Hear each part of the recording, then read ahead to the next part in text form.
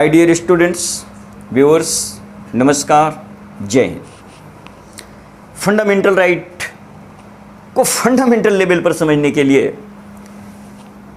Article 12 to 35 जो हमारा bunch of rights है उसकी शुरुआत होती है पार्ट 3 की फंडामेंटल राइट वाले सेक्शन की शुरुआत होती है आर्टिकल 12 से। और फंडामेंटल राइट को लेकर के जो कॉम्प्लिकेशंस एकेडमिक और कॉम्पिटिटिव एग्जाम में हमें फेस करना पड़ता है उसकी स्पष्ट समझ बने, इसके लिए हमें एक एक आर्टिकल को बारीकी से जानना जरूरी है। तभी जाकर के fundamental right versus directive principle और fundamental right versus amending power of constitution को लेकर जो कॉन्फ्लिक्ट है और वहाँ से जो complicated bunch of question rise करता है उसको समझने के लिए ज़रूरी है कि आप आर्टिकल को बेसिकली जाने कि 12 से 35 में हमें किस तरह के राइट्स, किस तरह के सर्कमस्टांसेज और किस तरह के अधिकारों को रिप्रेजेंट किया गया है। तो आज सबसे पहले मैं आपको बताता हूँ कि आर्टिकल 12। तो आर्टिकल 12 में ये कहा गया है कि व्हाट इज स्टेट, मतलब आर्टिकल 12 जो है वो स्टेट को डिफाइन कर रहा है। अब पहली समस्या यही हो जाती है कि आर्टिकल 12 से शुरू हो रहा है फंडामेंटल राइट और आर्टिकल 12 में डिफिनीशन आ रहा है स्टेट का। तो दोस्तों बात यह है कि फंडामेंटल राइट के रूप में जिन इंडिविजुअल लिबर्टीज को रिकॉग्नाइज किया है वो स्टेट ने किया है और स्टेट ही उसका प्रोटेक्टर है।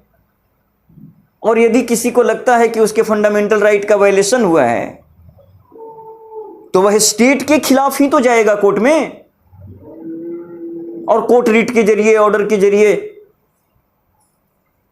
स्टेट को इंस्ट्रक्ट करेगा।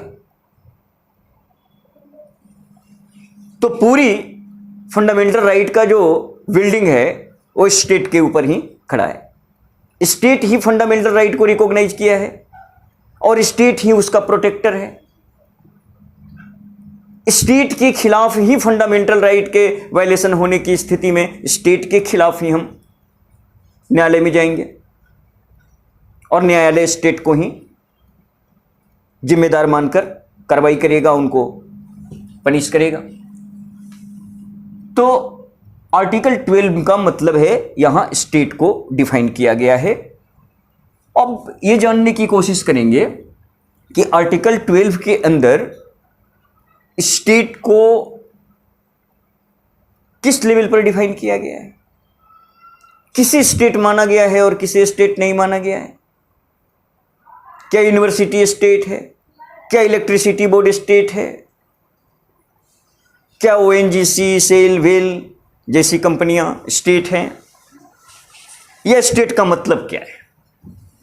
तो आर्टिकल 12 बेसिकली ये कहता है कि ये 4th कैटेगरीज हैं जिनको हम स्टेट कह सकते हैं, या उसने स्टेट के 4 कैटेगरीज इलस्ट्रेट किया है।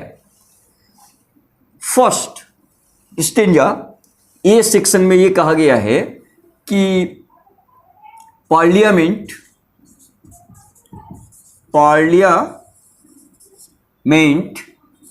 एंड सेंट्रल गवर्नमेंट, मैंने सीजी लिख दिया है। और सेकंड में कहा गया है कि लेजिस्लेटिव्स, असेंबलीज के असेंबलीज एंड स्टेट गवर्नमेंट। और थर्ड में कहा गया लोकल गवर्नमेंट, मतलब आप समझ सकते हैं ग्राम पंचायत और म्यूनिसिपैलिटीज। तो ये 3 तो समझ में आता है। तो ये 2 तो बिल्कुल साफ समझ में आता है कि पार्लियामेंट और सेंट्रल गवर्नमेंट स्टेट, असेंबलीज और स्टेट गवर्नमेंट भी क्या है, स्टेट हैं। लोकल गवर्नमेंट और other authorities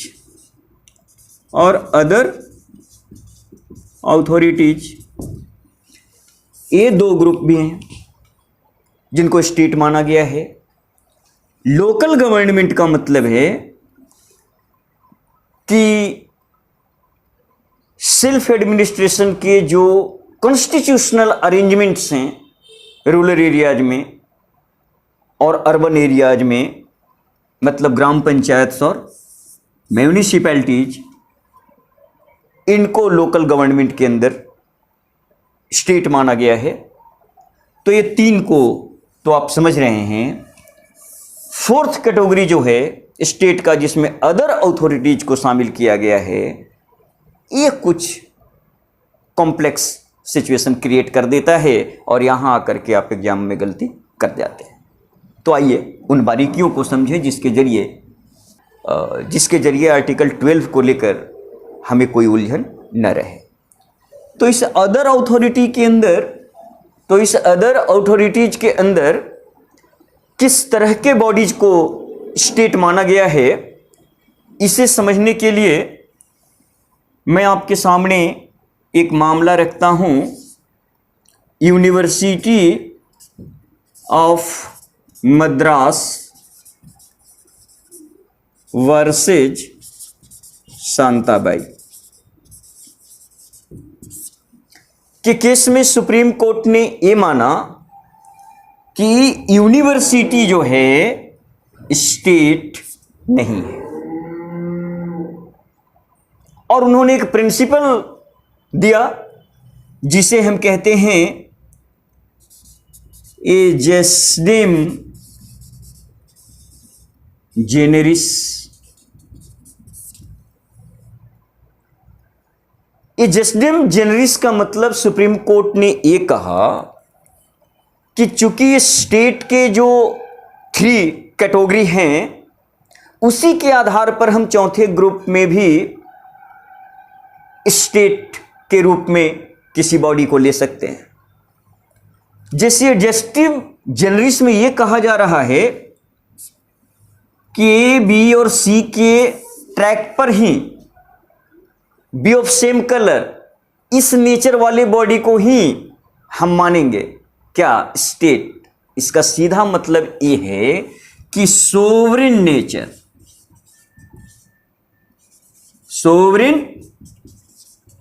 nature of governing, decision लेने का, सार्वभौमिक अधिकार, डिसीजन लेने का absolute power, sovereign nature of working, inherent quality है स्टेट का। और चूंकि यूनिवर्सिटी सोवरेन नेचर का नहीं होता है, इसलिए यूनिवर्सिटी को स्टेट नहीं माना गया। एजेस्टिव जेनरस प्रिंसिपल के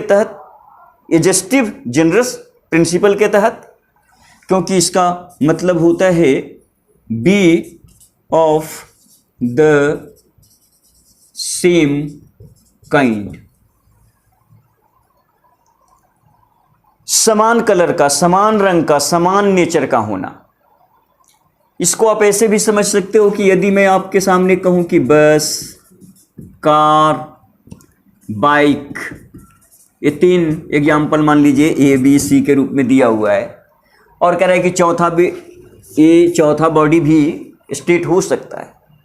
तो बस, कार, बाइक दिया हुआ है, तो पता है कि आगे कोई व्हीकल ही होगा। उसी तरह से यहां कहा जा रहा है कि ए, बी और सी, ये 3 कैटेगरी जो क्रिएट किए गए हैं स्टेट के, उसी के आधार पर हम डी ग्रुप में अदर अथॉरिटीज में भी कुछ बॉडीज को स्टेट मान सकते हैं। लेकिन होना क्या चाहिए? Be of the same nature. Parliament, assembly, local government, gram sabha, district boards, ये सब क्या है? सोवरेन नेचर का है, बाउंडेड नहीं है। तो ये सोवरेन नेचर को उन्होंने कहा कि ये एजेस्टिव जेनरस है, इनहेरेंट क्वालिटी है स्टेट का। इसलिए हम यूनिवर्सिटी को स्टेट नहीं मानेंगे। तो पहली बात तो एक क्लियर हो गई कि university of Madras versus Shantabai के केस में एजस्टिम जनरिस प्रिंसिपल के आधार पर, जिसका मतलब होता है be of the same kind, के आधार पर सुप्रीम कोर्ट ने यूनिवर्सिटी को स्टेट नहीं माना, क्योंकि एजस्टिम जनरिस का प्रिंसिपल ये कहता है कि be of the same nature kind, मतलब पहले से जो 3 अथॉरिटीज को स्टेट माना गया है, वो 3 अथॉरिटीज में जो इनहेरेंट क्वालिटी है एजस्टिव जनरिस बी ऑफ सेम काइंड, वो सोवरेन नेचर है, और यूनिवर्सिटी में सोवरेन नेचर नहीं है, इसलिए यूनिवर्सिटी स्टेट नहीं है। माय डियर स्टूडेंट्स, व्यूअर्स, नमस्कार, जय हिंद। Let me allow to put before you an very simple explanation of Article 12. As you know that Article 12 is the first article of our fundamental rights. Fundamental rights illustrated in 3rd part of Indian Constitution. तो Indian constitution के part 3 जिसमें fundamental right को explain किया गया है, उसमें article 12 to 35, इसमें first article 12। अब आर्टिकल 12 को यदि मैं कहूं तो ये बेसिकली डेडिकेटेड है, स्टेट को डिफाइन करता है। तो फंडामेंटल राइट के सेक्शन का फर्स्ट आर्टिकल एक्सप्लेन कर रहा है किसको? स्टेट को। तो बहुत जरूरी है पहले इस रिलेशन को आप इस्टेब्लिश कर लीजिए कि फंडामेंटल राइट का फर्स्ट सेक्शन स्टेट को क्यों डिफाइन कर रहा है।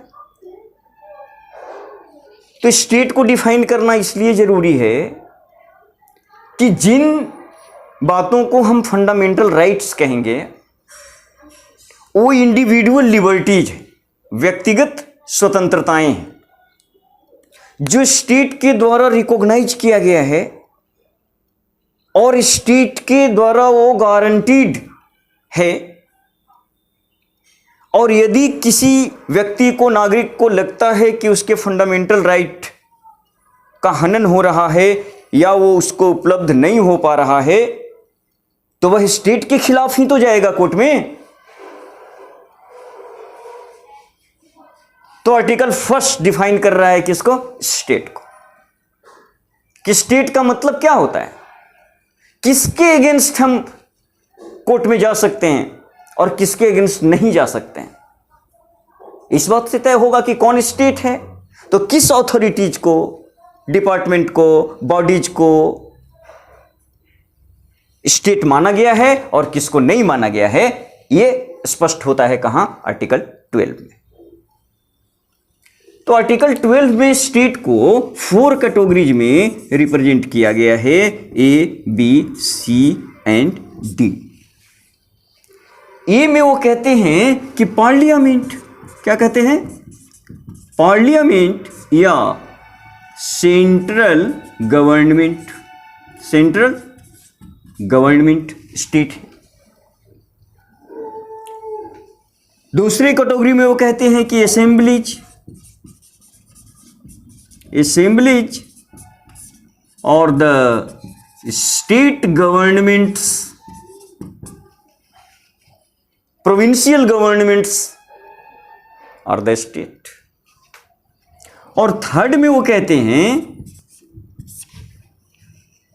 local governments are the states। Fourth category कहता है अदर अथॉरिटीज, अदर अथॉरिटीज। तो ये अदर अथॉरिटीज और लोकल गवर्नमेंट, ये दो तो आपको बिल्कुल समझ में आ रहा है कि पार्लियामेंट सेंट्रल गवर्नमेंट और असेंबलीज सारी विधानसभाएं, राज्य सरकारें, क्या है, स्टेट है। इनके खिलाफ फंडामेंटल राइट के मामले में कोर्ट रिट इशू। और ये जो लोकल गवर्नमेंट हैं वो रूरल और अर्बन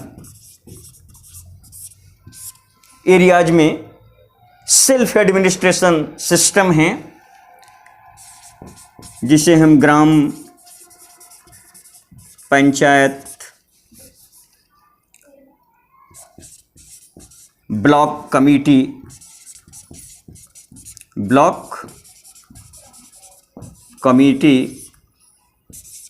और डिस्ट्रिक्ट बोर्ड के रूप में रिकॉग्नाइज करते हैं। लोकल गवर्नमेंट को स्टेट माना गया है सेक्शन सी में, जिसमें रूरल जो सेल्फ अरेंजमेंट सिस्टम है इंडिया में, ग्राम पंचायत जो 3 लेयर का होता है, विलेज लेवल, ब्लॉक लेवल और डिस्ट्रिक्ट लेवल, तो इसके तीनों बॉडीज को ग्राम पंचायत, ग्राम sabha, block committee, district board को स्टेट माना गया है। और लोकल गवर्नमेंट का एक दूसरा अरेंजमेंट जो अर्बन एरियाज में होता है, जिसे आप म्यूनिसिपैलिटीज के रूप में जानते हैं। नगर निगम, नगर पालिकाएं, नगर पंचायत, नगर परिषद, ये शहरों के साइज के हिसाब से डिफरेंट होते हैं, तो म्यूनिसिपैलिटीज कहते हैं इनको। तो ये म्यूनिसिपैलिटीज और gram panchayat, block committee, district board, इन सबको सी के अंदर, लोकल गवर्नमेंट के अंदर स्टेट माना गया है। 4th कैटेगरी को लेकर थोड़ा ज़्यादा सावधान रहने की ज़रूरत है, क्योंकि यहाँ से कुछ कॉम्प्लिकेशंस क्रिएट होती हैं और उनसे लेकर जब सवाल पूछे जाते हैं तो अक्सर हम उसमें गलती कर देते हैं। तो अब मैं डी ग्रुप अदर अथॉरिटीज़ के बारे में यदि बात करूं, तो इसके लिए स्पष्ट समझ यदि आप चाहते हैं तो कुछ फेमस केसेज आपको देखना होगा, ताकि आप इसको समझ सकें कि अदर अथॉरिटीज के अंदर किस तरह के बॉडीज को, इंस्टीट्यूट्स को स्टेट माना जा सकता है। क्या इलेक्ट्रिसिटी बोर्ड स्टेट है? क्या यूनिवर्सिटी स्टेट है? क्या सेल, भेल, ओएनजीसी स्टेट है? क्या जुडिशियरी स्टेट है? क्योंकि आपने देखा ये जो 3 कैटेगरीज क्लियर हुए आपके सामने, पार्लियामेंट है, असेंबलीज है, local government, gram sabha, block committee है, और फिर सेंट्रल गवर्नमेंट है, स्टेट गवर्नमेंट है, एग्जीक्यूटिव है, लेजिस्लेटिव है, तो क्या जुडिशियरी भी स्टेट है? तो इन मामलों में स्पष्ट समझ बनाने के लिए आइए हम इंडिया के कुछ फेमस केसेस के बारे में इंफॉर्मेशन लेते हैं और उनके जरिए समझते हैं कि अदर अथॉरिटीज में किस तरह के इंस्टीट्यूट्स को स्टेट माना गया है। तो यहाँ पहला केस जो है वो है university of Madras, university of Madras versus Shantabai, Shantabai, university of Madras versus Shantabai. इस केस में सुप्रीम कोर्ट ने कहा उसे जानने के लिए आपको जानना चाहिए एजेस्डिम जेनेरिस, एजेस्डिम जेनेरिस, जिसका मतलब होता है be of the same kind, समान कलर का, समान नेचर का, समान विचार का होना, be of the same kind, ये फिलॉसफी आया ejusdem generis Shantabai versus university of Madras के केस में। और एजेस्डिम जेनेरिस के बेस पर उन्होंने कहा कि be of the same kind, 3 authority को बता दिया है कि स्टेट हैं, तो चौथा भी अंदाज लगाना होगा उसी आधार पर। Be of the same kind, इसी काइंड के चीज को हम यहां अथॉरिटी मानेंगे। इजस्टिम जेनरिस, अब इजस्टिम जेनरिस के अंदर सुप्रीम कोर्ट ने यहां यह ऑब्जर्व किया कि sovereign nature of working, sovereign nature, ये जो है पार्लियामेंट, असेंबलीज और लोकल गवर्नमेंट में इनहेरेंट क्वालिटी है, बेसिक क्रक्स है, जिस्ट है। और यूनिवर्सिटी चूंकि सोवरेन नेचर का नहीं है, इसलिए यूनिवर्सिटी स्टेट नहीं। तो ध्यान रखिएगा, आगे कुछ और मामला ला रहा हूं आगे, तो ध्यान रखिएगा, आगे कुछ और मामले की चर्चा करूंगा और उसके जरिए हम लोग को बिल्कुल स्पष्ट समझ बन जाएगी कि what type of institute may be considered state under the D categories other authorities. तो my dear students, university of Madras versus Shantabai के केस में सुप्रीम कोर्ट ने यह कहा कि ये जस्टिम जेनरिस के प्रिंसिपल को अप्लाई करना होगा, और इससे हमें यह पता चलता है कि पार्लियामेंट, असेंबली और लोकल गवर्नमेंट जिनको स्टेट माना गया है उनमें इनहेरेंट क्वालिटी है, उनका बेसिक कॉमन क्वालिटी है sovereign nature of working. So fourth category में अदर अथॉरिटीज में हम उन्हीं अथॉरिटीज को स्टेट मानेंगे जिनमें सोवरेन नेचर ऑफ वर्किंग होगा। और चूंकि यूनिवर्सिटी सोवरेन नेचर का नहीं है, इसलिए यूनिवर्सिटी को उन्होंने स्टेट नहीं माना।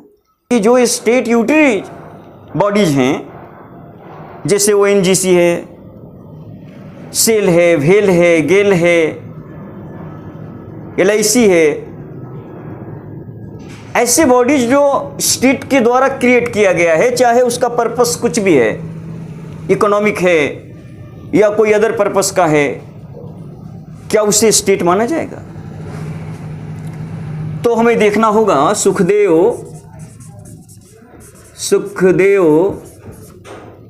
वर्सेज भगतराम, सुखदेव वर्सेज भगतराम के केस में सुप्रीम कोर्ट ने यह ऑब्जर्व किया कि स्टैट्यूटरी नेचर के जो बॉडी हैं, जिसका क्रिएशन, मेंटेनेंस स्टेट के द्वारा होता है, तो ऐसे बॉडी को भी स्टेट माना जाएगा। और यहां उन्होंने ONGC,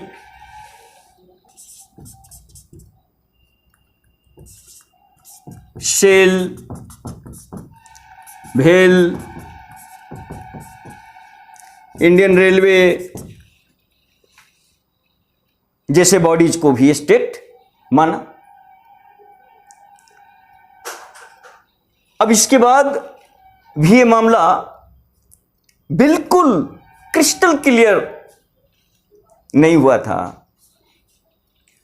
सो कोई बॉडी स्टेट है या नहीं है, किसी बॉडी के खिलाफ फंडामेंटल राइट के वायलेशन के लिए न्यायालय में जाना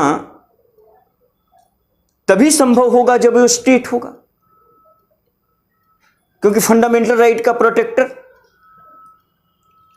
स्टेट को माना गया है। तो फोर्थ कैटेगरी के अंदर अदर अथॉरिटीज में पहले यूनिवर्सिटी को नहीं माना गया, फिर कहा गया कि नहीं, जो भी लॉ के द्वारा क्रिएटेड है तो यूनिवर्सिटी स्टेट हो गया। उसके बाद अगले आपने देखा सुखदेव और भगतराम के मामले में कि स्टैट्यूटरी स्टेटस वाले स्टेट द्वारा क्रिएटेड किसी भी इंस्टीट्यूट्स को स्टेट मान लिया गया। सोम प्रकाश बनाम गवर्नमेंट ऑफ इंडिया का सोम Prakash versus government of India. और इस केस में सुप्रीम कोर्ट ने ये ऑब्जर्व किया कि कुछ बेसिक फीचर्स हैं जो किसी बॉडी को स्टेट डिक्लेयर करता है। तो यहां एक बार फिर आपको ऐसा प्रतीत हो सकता है कि ये जस्टिन जेनरस और उसके अंदर सोवरेन नेचर को स्टेट का इनहेरेंट क्वालिटी माना गया था। ये फिलॉसफी कहीं ना कहीं एक बार फिर जिंदा हो रहा है। Som Prakash versus government of India के केस में यह माना गया कि गवर्नमेंट कंट्रोल फाइनेंशियल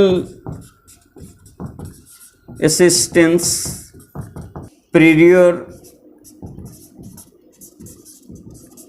हिस्ट्री ऐसे बेसिक फीचर्स हैं जिसको कंटेन करने वाला कोई भी बॉडी स्टेट माना जाएगा। प्रीरियर हिस्ट्री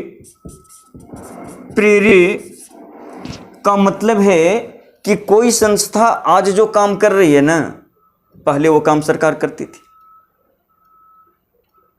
ऐसा इतिहास रहा है कि ये काम सरकार करती थी। आज वो काम किसी निजी संस्था के द्वारा किया जा रहा है, उस निजी संस्था को भी स्टेट माना जाएगा। 100% गवर्नमेंट इक्विटी। देखिए, ये अपने आप में एक फीचर हो गया किसी बॉडी को गवर्नमेंटल होने का, स्टेट डिक्लेयर होने का, कि यदि उसमें संपूर्ण पूंजी सरकार की है तो हर हाल में वो संस्था, वो इंस्टीट्यूट क्या होगा, स्टेट माना जाएगा।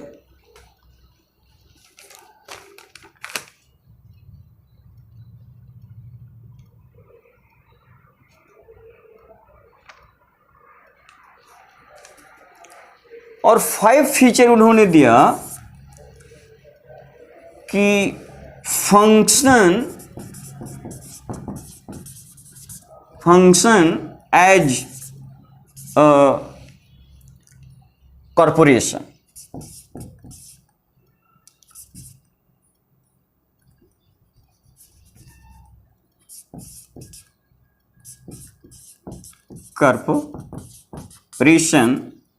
और 6th फीचर उन्होंने डिक्लेयर किया, government power transfer to a body. कोई ऐसा बॉडी जिसको गवर्नमेंट ने अपना कोई काम दे दिया है, गवर्नमेंट के काम को जो करने वाली संस्था है, स्टेट मानी जाएगी। Function as a corporation, government के साथ मिलके जो नीति बना रही हैं, ऑर्डर इशू कर रही हैं, तो इस तरह के काम में जो कॉरपोरेशनल स्टेटस में है बॉडी, उनको भी स्टेट माना जाएगा। यदि किसी संस्था में 100% जो धन है, पूंजी है, वो सरकारी है, तो वो भी स्टेट माना जाएगा। यदि संस्था कोई ऐसा काम कर रही है जो पहले सरकार के द्वारा किया जाता था, तो ऐसी हर संस्था को अब स्टेट माना जाएगा। और फाइनेंशियल असिस्टेंस, किसी संस्था का जो चीफ फाइनेंशियल सोर्स है वो यदि गवर्नमेंट असिस्टेंस है, तो ऐसे हर संस्था को स्टेट माना जाएगा। और गवर्नमेंट कंट्रोल किसी भी लेवल पर है, फुली कंट्रोल है तो कोई बात नहीं, पार्शियल है, जैसे किसी संस्था में सरकार के प्रतिनिधि होते हैं, या सरकार वहाँ इतने लोगों को नॉमिनेट करती है, चेयरमैन को अपॉइंट करती है। एयरपोर्ट अथॉरिटी को लेके इसका एक इंटरेस्टेड केस आया था, लेकिन अब उतने की ज़रूरत आपको नहीं है। अब यहाँ आकर के फाइनल इन्फॉर्मेशन हमने दे दिया है कि फोर्थ कैटेगरी जिसको लेकर कंफ्यूजन क्रिएट हो रहा था कि अदर अथॉरिटीज के अंदर किस बॉडी को स्टेट माना जाएगा और किस बॉडी को स्टेट नहीं माना जाएगा, क्योंकि इसके पहले जो 3 कैटेगरी हुए अथॉरिटी के वो बिल्कुल क्लियर थे। Local governments, state governments and central governments, gram sabha, block committee, district board, municipalities, state assemblies and central government, parliament are declared under A, B and C category state. Fourth, other authorities which may be considered as a state. तो इस मामले में हमने देखा कि finally ये तय हुआ आजाद हसिया वर्सेज खालिद मुजीब के केस में कि यदि कोई इंस्टीट्यूट, बॉडी, ऑर्गेनाइजेशन में गवर्नमेंट का कंट्रोल है तो स्टेट है, फिनेंशियल असिस्टेंस है, गवर्नमेंट से वित्तीय मदद मिलती है तो वो स्टेट है, प्रियर हिस्ट्री है, मतलब वो संस्था ऐसी काम कर रही है जो पहले सरकार करती थी, या 100% इक्विटी जो कैपिटल है वो गवर्नमेंट के द्वारा इन्वेस्ट किया गया है और गवर्नमेंट के साथ मिलकर के संस्था काम कर रही है, पॉलिसी को अडॉप्ट कर रही है या फ्रेम कर रही है या इम्प्लीमेंट कर रही है या पब्लिक सर्विस दे रही हैं। और लास्ट में उन्होंने कहा कि यदि गवर्नमेंट ने अपना कोई पावर, अपना कोई काम, अपनी कोई ड्यूटी किसी प्राइवेट बॉडी को ट्रांसफर किया है तो उस बॉडी को स्टेट माना जाएगा। तो दोस्तों हमने आर्टिकल 12 के जरिए यह बताने की आपको कोशिश करी है कि इस आर्टिकल में यह बताया गया कि स्टेट का मतलब क्या है और इन 4 ग्रुप में अथॉरिटीज को डिफाइन करके ये बताया गया कि ये स्टेट है और ये इसलिए बताया गया कि स्टेट ही फंडामेंटल राइट का प्रोटेक्टर है। यदि फंडामेंटल राइट का वायलेशन होगा तो स्टेट के खिलाफ नोटिस ली जाएगी, रिट ऑर्डर इशूड किए जाएंगे और फंडामेंटल राइट को किसी भी सर्कमस्टांसेज में, under any circumstances, at any cost उसको विड्रॉ नहीं होने दिया जाएगा। फंडामेंटल राइट के साथ किसी भी स्थिति में कंप्रोमाइज नहीं होगा। इसको इश्योर्ड करने के लिए, इसको सेटिस्फाइड करने के लिए फंडामेंटल राइट के फर्स्ट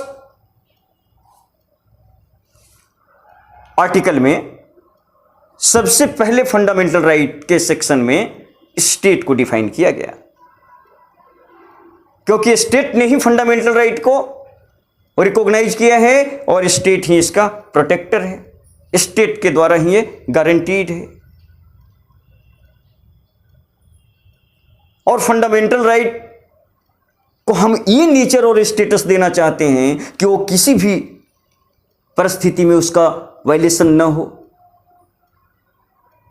उसको विड्रॉ न किया जाए। तो इसको सुनिश्चित करने के लिए जो रिमेडीज आगे के आर्टिकल्स में हम देखेंगे 32 में, कि जो अरेंजमेंट किया गया कि फंडामेंटल राइट को किसी भी स्थिति में विड्रॉ नहीं होने दिया जाएगा, तो इस विचार को स्टेब्लिश करने के लिए कुछ रिमेडीज, कुछ उपाय किए गए हैं और उसमें स्टेट को रेस्पॉन्सिबल मानते हुए फंडामेंटल राइट का कहीं भी वायलेशन होता है तो यदि सामने वाला संस्था स्टेट है तो आप सीधा कोर्ट जा सकते हैं। तो सबसे पहले स्टेट को डिफाइन किया गया है आर्टिकल 12 में और 4 कैटेगरी में स्टेट को डिफाइन किया है। फर्स्ट में पार्लियामेंट एंड सेंट्रल गवर्नमेंट्स हैं और उनके डिपार्टमेंट्स हैं। सेकंड में स्टेट असेंबलीज हैं, प्रोविंशियल गवर्नमेंट्स हैं और थर्ड में विलेज लेवल अरेंजमेंट्स हैं, सेल्फ एडमिनिस्ट्रेशन के gram panchayat, block committee, district boards और म्यूनिसिपैलिटीज।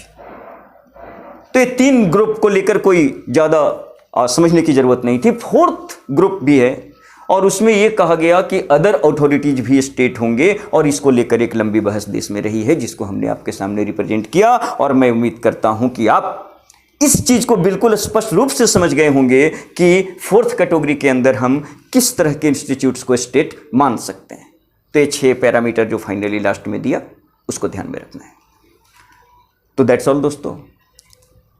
मैं आपको ये भी सूचित करना चाहता हूं कि मात्र 499 रुपीज के cost per English spoken course offline और ऑनलाइन दोनों ही मोड में उपलब्ध है, और ये बिल्कुल बेसिक लेवल पर कॉन्फिडेंस बिल्डिंग मेजर्स के पर्सपेक्टिव से कुछ बेसिक चीज मैं आपको बताऊंगा कि जिसके बारे में आपको 100% जान लेना है। एवरीथिंग ऑफ समथिंग, वो समथिंग क्या है, उसको हमने चूज किया है, उस पर काम किया है, और उसका अनुभव भी अच्छा रहा है, रिजल्ट भी अच्छा रहा है।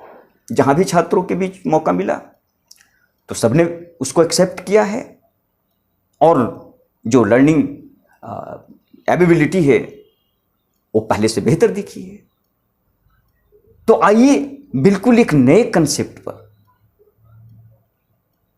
मैं आपको इंग्लिश में अपने को रिप्रेजेंट करने के लिए तैयार करता हूं।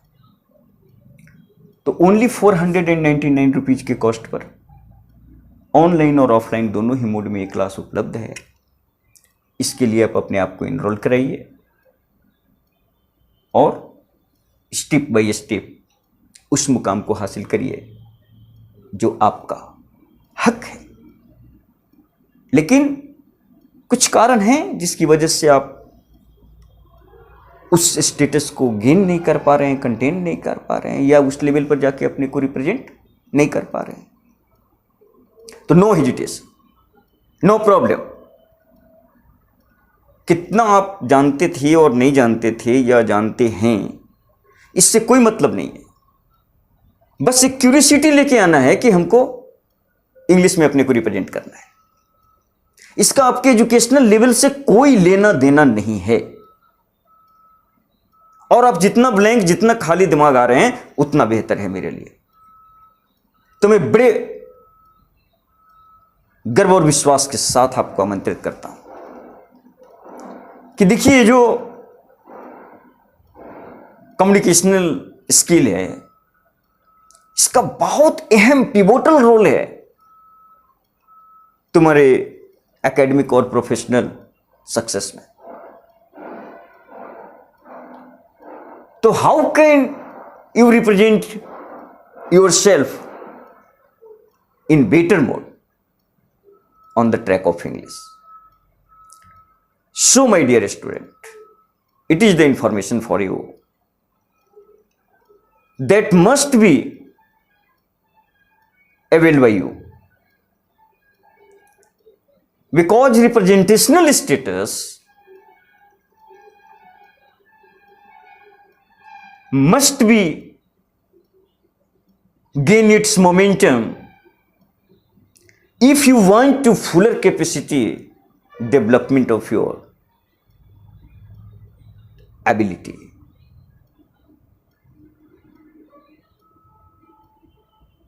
So my dear student, thanks for being with me. That's all.